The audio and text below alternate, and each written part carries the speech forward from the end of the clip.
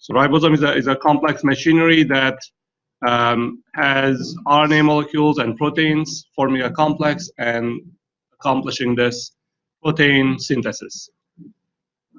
The messenger RNA is used as a template. I need my painter here. Nope.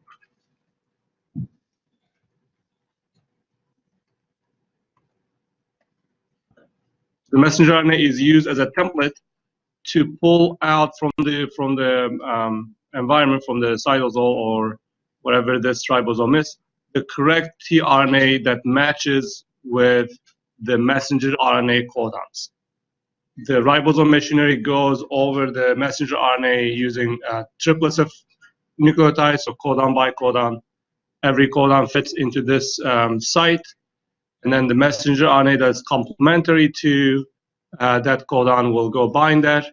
Each transfer RNA, sorry, this is a transfer RNA. Each transfer RNA will have a specific amino acid attached to it. So depending on the recognition site for the codon, the tRNA will have a different amino acid attached to it. Okay, and that provides us this translation of a specific codon being translated into a specific amino acid. So this mapping is described in what we call the genetic code. So this genetic code tells us which codons map to which amino acids. So if you have a UUU on the messenger RNA, it is translated to phenylalanine. That's the name of an amino acid. Some of the amino acids are generated by more than one type of codon. So the phenylalanine can be produced from UUU and UUC. The third position of the codon is sort of a wobble position. That's the most permissive position of the three nucleotides in the codon. Okay. So for example, for arginine, if you have C and G in the first two positions, it doesn't matter what you have on the third position, you always get an arginine. Okay. That's not the case for all the amino acids. A methionine is just one codon, one AUG codon. Okay. Some of these codons are start codons that signal the start of the translation. That's where the protein starts being synthesized. So up to that point, the ribosome will just scan. Once it finds the start codon, it will start producing the protein. Okay. So which one of these codons is the start codon? Yes. Yes. So AUG that produces a methionine is actually a start codon. So for all the proteins that we produce, the first amino acid is a methionine, which may later be excised by post-translational modifications. But as far as translation is concerned, we always produce a methionine as the first amino acid. And there are some variations to this depending on what species you are in. The stop codons, however, don't produce any amino acids. So when the ribosome hits the stop codon, there's no tRNA mapping to that, but no amino acid will attach to the protein. When you have a stop codon, the ribosome just sort of falls off, and it ends the translation there. Okay. We have three stop codons: UAA, UAG, and UGA. All right. So this is our genetic code. You can look at it as a table where the first letter is one of the four nucleotides. The second letter is one of the four nucleotides, and within each cell, you have the third nucleotide varying. So these are all the UUs. These are all the AAs, and so on. Okay. Or you can organize this into a wheel. Starting from the center, the first nucleotide, and then the second nucleotide, and within each, you can specify the third nucleotide. Okay. Well, it's essentially a mapping. You could implement this in sort of a one-to-one, two-column array, where the first column has the nucleotide, and the second column contains the amino acid code that maps to the codon. So the translation goes through these steps. The tRNA will attach to the acceptor site. There may be a protein chain that's already there. At the beginning, there won't be anything, but at some other point, you will have a growing chain of protein.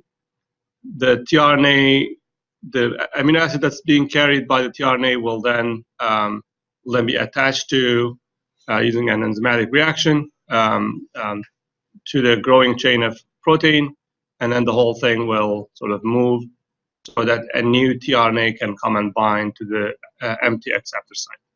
Okay, and during this process, the ribosome sort of shifts through the messenger RNA to move on to the next codon, so that the next amino acid can be attached to the growing chain of protein.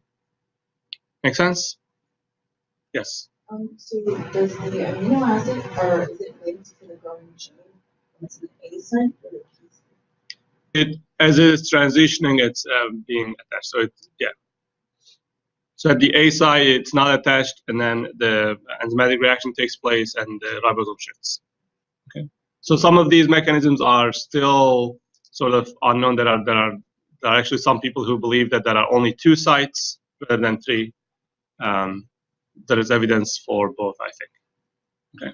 Yes. How is something like a ribosome synthesized? Is it all post-translational modification of the proteins to it? Or Say it again. how does a ribosome get made? The ribosome gets made. So the ribosome is a complex of proteins. So itself is composed of proteins and RNA molecules. Is that all post-translational? So after the components of the ribosome are produced, they bind together to form this complex. Okay, so almost all of the proteins get some sort of post-translational modification. The post-translational modifications include attaching sugar molecules to some of the amino acids, maybe phosphorylation of some of the amino acids, and those take in place in endoplasmic reticulum and Golgi. So after a protein is produced, it can then undergo through post-translational modifications, where some of these amino acids will be sort of, they will have additional chemical molecules attached to them. Okay. The receptors, especially, are known to have a lot of post-translational modifications, and those are sort of how the cell-to-cell interactions are detected by other cells. Okay. So there are specific signatures of post-translational modifications that happen to different proteins. But in bioinformatics, we usually just sort of abstract out all the post-translational modifications because they are mostly unknown. So we just focus on the sequences of amino acids, which is the complexity that we can just manage. Okay. All right. So the tRNA molecule is an RNA itself. So the RNA polymerase, it produces messenger RNAs. There are other polymerases that can produce other RNA molecules, and one of those is transfer RNAs. So this RNA molecule was generated from a DNA using a similar process. A portion of the genome will encode for this RNA molecule. Okay, so there's going to be a coding strand, and the non-coding strand will form a physical template to form this RNA molecule. This RNA molecule, however, is not being translated in a ribosome. Instead, it itself forms sort of a 3-dimensional shape that has a specific purpose. The messenger RNAs that we looked at the previous slide, their purpose was to be translated into a protein, and they don't, other than that, we assume that they don't have any other purpose. Over time, they will get degraded. These tRNAs, they don't get translated into a protein, so their codons will not get translated to amino acids. They will not be processed by ribosomes.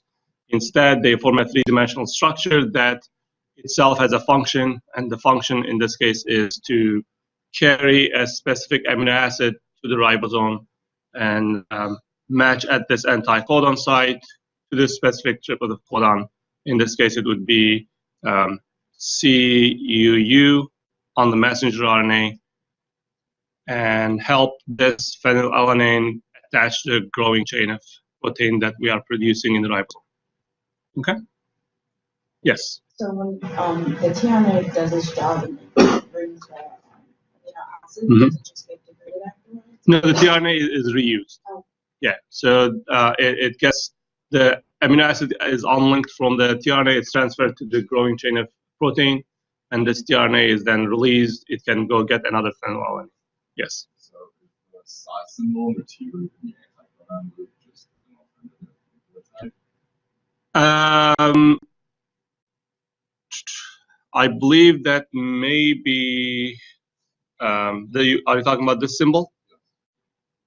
That could be one of the special nucleotides. I'm not sure. It may also be a variable nucleotide where the symbol may represent any of the 4 nucleotides. Okay, I'll have to double check.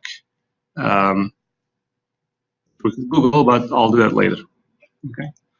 So we talk about ACGT, but there are also some variations of those chemical molecules, those molecules where there are actually other nucleotides as well, with some minor modifications that we ignore, but this could be one of them. Okay. So for this, you only the 3 nucleotides, like at the top, A to C, determine which amino acid is attached. Right. So only this region, this anti-codon region, dictates which amino acid will get attached. Okay. And there is some correlation between the rest of the sequence and this anti-codon. Okay. All right.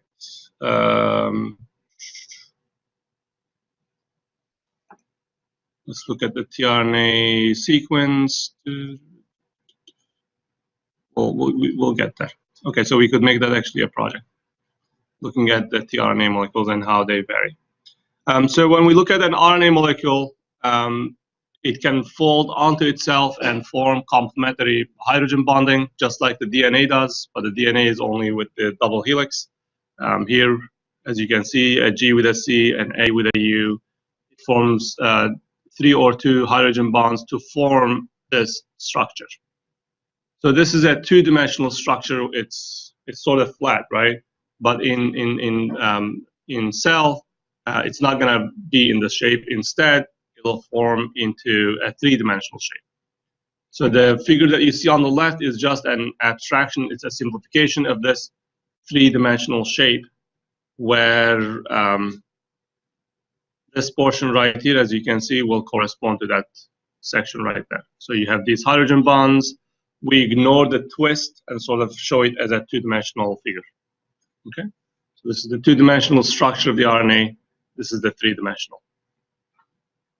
Yes. Is there a way, given that 2-dimensional structure, that you can figure out the 3-dimensional structure, or do you have to?